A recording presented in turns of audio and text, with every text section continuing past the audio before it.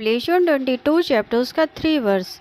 फिर श्राप ना होगा और खुदा और मेमने का सिंहासन उस नगर में होगा और उसके दास उसकी सेवा करेंगे। यहाँ गलातियों 3 का 13 भी कहता है कि मसीह हमारे लिए श्रापित हुआ है कि हम अपने जीवनों में खुदा की आशीष पा सकें। उसके लिए सूली पर चढ़ना ज़रूरी था, क्योंकि ऐसा लिखा है, जो काट पर लटकाया जाता है वह श्रापित है। और क्योंकि उसने उस श्राप को पूरी तरह से उसके ऊपर उठा लिया है, इसलिए वह हमारे ऊपर से पूरी तरह से हट चुका है। हम उस छुटकारे के पूरे प्रभाव का अनुभव अभी इस जीवन में नहीं कर सकते। उदाहरण के लिए, मृत्यु अभी भी उस श्राप का हिस्सा है और विश्वासी अभी भी मरते हैं, जिससे ये साबित होता है कि हम श्राप के सारे प्रभाव से अभी तक मुक्त नहीं हुए हैं। लेकिन हम अभी भी पूरे छुटकारे के पूरे स्वाद का अनुभव पा सकते हैं।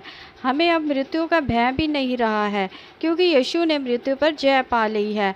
हमें हालांकि अभी भी पीड़ा का अनुभव होता है, कांटे अभी भी पाँव में चुभते हैं और हम में से अभी भी कराहट और दर्द के उद्गार निकलते हैं, फिर भी हमें इस हकीकत में आनंद मनाते हैं कि हम श्राप के अधीन नहीं हैं, बल्कि खुदा की आशीष के अधीन हैं।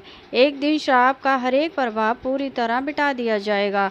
प्रभु जब भी हमारी देह को चंगा करता है, तो हम उस श्राप से मुक्त होने के अनुभव का पूरा स्वाद पाते हैं, जिसका हम एक दिन पूरा अनुभव पाएंगे। प्रकाशित वाक्य की पुस्तक में खुदा के बंधुआ मजदूरों या दासों पर दिए गए जोर पर ध्यान दें। हमने अध्याय 1:1 में दासों का उल्लेख पाया था और इस अंतिम अध्याय में भी हम उनका उल्लेख पाते हैं।